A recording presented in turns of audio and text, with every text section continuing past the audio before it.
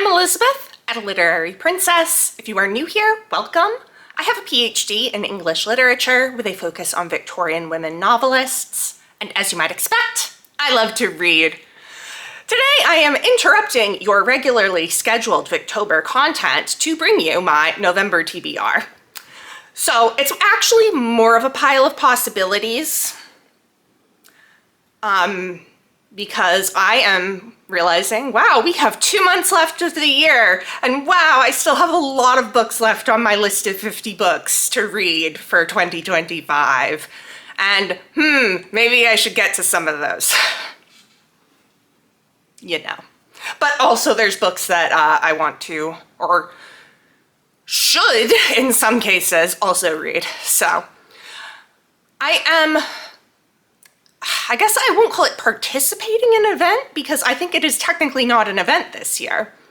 So Olive from A Book Olive used to host Nonfiction November, where we read nonfiction in November. You guessed it. She has decided she will no longer continue hosting that anymore. However, November is just Nonfiction November for me now. So I'm doing Nonfiction November. And I have several works of nonfiction that I want to read, including some arcs that I really should read. And then there are also 2 books from previous months that I need to finish up. And then, of course, there's just some other ones.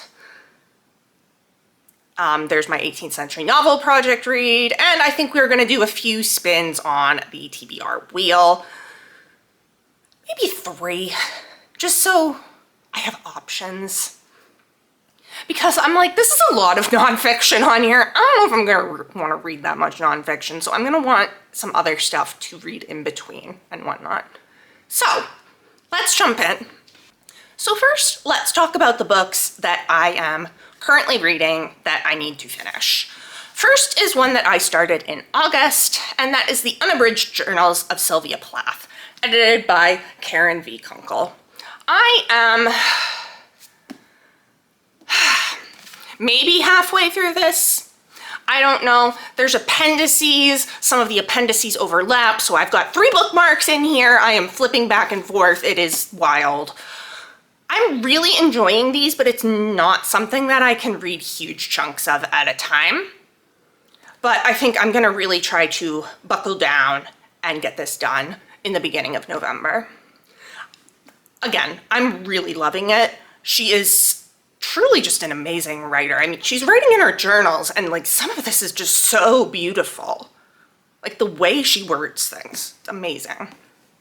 But yes, I need to finish this. The other is a book that I started in September, and this is The Essex Serpent by Sarah Perry. This is a work of historical fiction, dealing with a cast of characters as they hear about these rumors of the Essex Serpent. It is just like a monster living in the river. So both of these I put on hold for Victober, because I just wanted to read Victorian literature in October. So now I want to go back to these and finish them up. I am maybe a quarter of the way through. Like, I'm not very far in, but I'm hoping that I can finish this kind of quickly. Although it's a very slow writing style, is what I found. So I don't know, we'll see what happens. Let's move to the nonfiction, and we will start by the ones that I physically have here. And the first is Romantic Outlaws, The Extraordinary Lives of Mary Wollstonecraft and Her Daughter Mary Shelley by Charlotte Gordon. So a joint biography of Wollstonecraft and Shelley. I've been wanting to read this for a while, and I decided that during my 18th century novel project would be a good time to do it because I did read a book by Mary Wollstonecraft. I actually read 2. But only one of them was for the project. I've heard so many amazing things about this, and I'm really excited for it. It's been on my TBR since it came out, which was like in 2016, maybe? It's got deckled edges. I hate deckled edges. It makes it so hard to turn pages. 2015. Yeah, okay, this book has been on my TBR for a decade. I would really like to get to it, and I have heard it is so, so good. And next is Welcome to the OC, the oral history. Alan Sepinwall in conversation with Josh Schwartz, Stephanie Savage, and the cast and crew. The OC is one of my favorite TV shows ever. I did not watch it when it came out. I watched it while I was in undergrad with my roommates, and it's just very near and dear to my heart. And this seems like so much fun. Well, this is on my 50 books to read list. I feel like this is probably a lower priority this month. Because it feels like a summer book and I really should have read it in the summer. But B, because I have so many arcs that I'm like, oh, I really should read these. And this has been on my TBR a lot shorter of a time than Romantic Outlaws, because this just came out in, I think, 2024. 2023. Wow, have I had this for 2 years now? I don't know, but it's not a decade, so. But yeah, I am really excited to read this. Now for the arcs. The first is a memoir called This Is Not How I Thought It Would Be by Sarah Waters. Not that Sarah Waters. It's Waters with 2 T's. This actually came out in July, so yeah, I should read it. The problem is they did not have a Kindle download for it, so I have to read it on NetGalley's like e-reader on my computer. And I don't like reading on my computer that much, so I've been putting it off. But yes, I should do this. I don't really know what this is about. Oh, so it's a memoir, obviously. The author has a PhD in behavioral science, and now she is going through her 30s, and stuff is just not how she thought it would be, as the title says. So as somebody that is in my 30s, and I think in some ways things are not how I thought they would be, I thought this would be interesting. The second arc is Mrs. Kaufman and Madame Lebrun, The Extraordinary Entwined Lives of Two 18th Century Painters by Franny Moyle. This is a joint biography of Kaufman and Lebrun. I don't know either of them, but they are 18th century painters, as the title suggests. And I always like reading biographies of women, usually authors, but painters are also really interesting to me, especially because I feel like we don't hear about a lot of women painters, especially pre-20th century. So I just thought this would be interesting. This came out right at the beginning of October, and obviously I did not read it because Victober was happening. So I want to get that read and reviewed on my blog. And the third arc is another biography. This is Patchwork, a graphic biography of Jane Austen by Kate Evans, which is coming out on October 28th. I could probably technically read this in October. And maybe I will, and take a break from Victober, because it is a graphic biography, so it should be pretty quick. It's another one that I have to read on their thing, which, but I mean, my Kindle wouldn't be good for a graphic memoir or graphic biography anyway, because it's all black and white and whatnot. So I'm excited for this, obviously. Lots of Jane Austen nonfiction is coming out because of her 250th birthday. So I've requested a few of them, and I was very happy to get this one. So I might read it in October. We'll see what happens. Now we have two others before we get to the spins, and it's like, do we even need to go to the spins? Because this is kind of a huge TBR, but like I said, it's a pile of possibilities.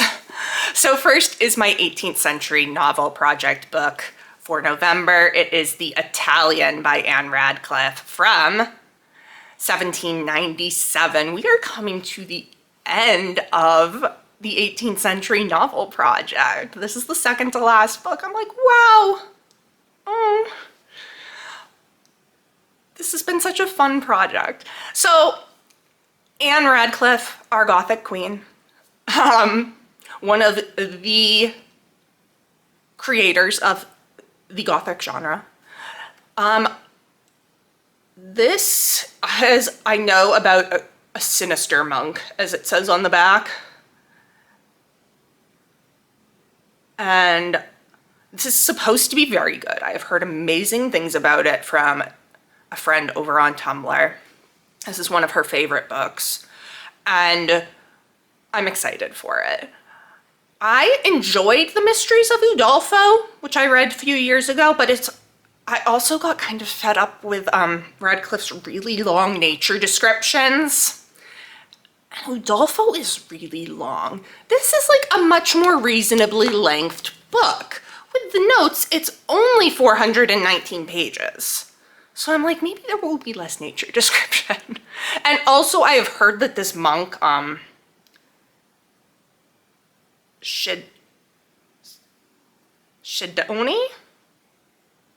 I don't know how to pronounce that. Anyway, I've heard that he's like really, really creepy. So I'm looking forward to this a lot. And then I borrowed a book from my mother that I would like to get back to her, but also I want to read it in the fall because the cover makes it look like a fall book. And this is Pax by Sarah Pennypacker, illustrated by John Klassen. This is a middle grade book about a boy and his fox. And my mom said it'll make me cry. And sometimes you need a good cry. But do you see what I mean about it looking like a fall cover? It looks like a very fall cover. So yeah, Pax and Peter have been inseparable, but one day the unimaginable happens. Peter's dad enlists in the military and makes him return the fox to the wild.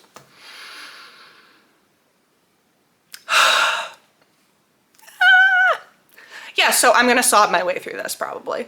It's a middle grade book, so I think I can read it pretty quickly. It's less than 300 pages and the font is blessedly large. Look at that. Oh, I love big font. I think I didn't appreciate big font in my youth. Now that I am old, and have bad eyesight, I'm like, ooh, big font, yay. And when I see tiny font, I'm like,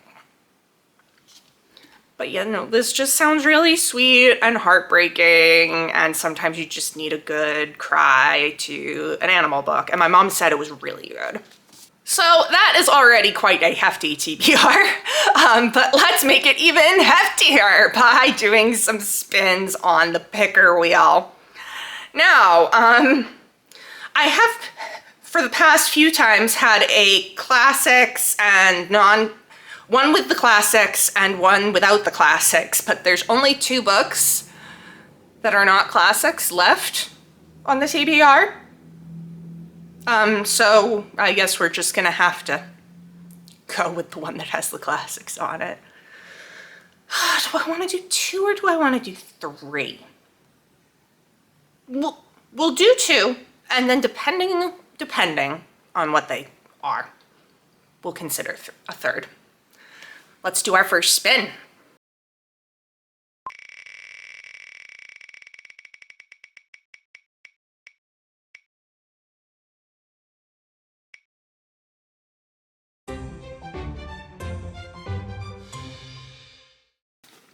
All right, so the first book that came up was Boy Snowbird by Helen Oyeyemi. I have read 3 of Oyeyemi's books and really, really enjoyed them. This is a loose retelling of Snow White set in the 1950s, and I've had it on my TBR for a really long time and should read it.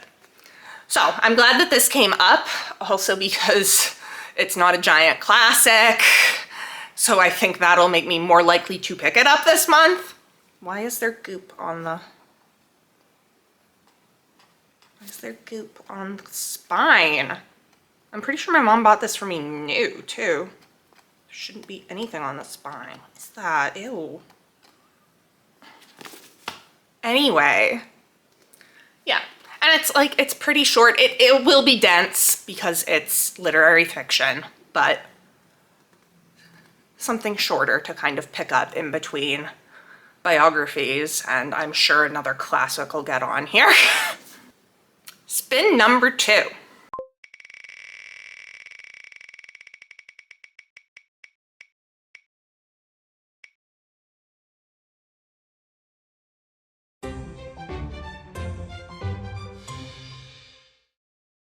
The Complete Poems of Emily Dickinson. This actually came up for September spins and I didn't get to it, so that's probably a good thing. It's ginormous, but her poems are so short and it's not something I'm gonna like sit and read straight through. This is like a little bit of a at a time book. So I am gonna do a third spin. Do I think I'll finish this month? No, but hopefully I'll at least pick it up this time. All right, third and final spin.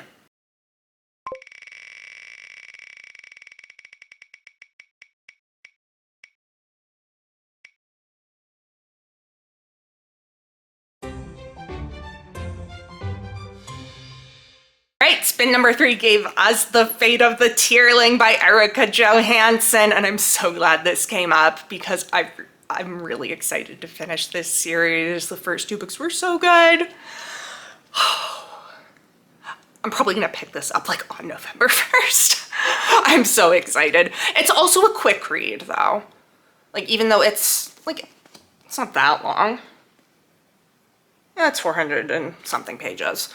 But like they read very fast. So I'm so excited to see how this story ends. This series has been following Kelsey as she becomes queen of the Tierling and is entering a war against the neighboring country, who is ruled by an immortal queen who takes slaves from the Tierling. And Kelsey said, no, you're not gonna do that anymore. I'm so excited to see how this ends. We were left on a very big cliffhanger from book 2, the invasion of the Tierling. So I'm like, whoa, I'm excited. So that is my TBR, or rather pile of possibilities for November. Let me know down in the comments. Have you read any of these? What did you think of them? Are you also doing your own non-official Nonfiction November, because November is just so tied to nonfiction for you now? What will you be reading? What else are you planning to read in November? If you enjoyed this video, please don't forget to give it a thumbs up and subscribe to see more of my bookish content. It has been great chatting with you, and I will be back soon with your regularly scheduled Victober videos. Bye.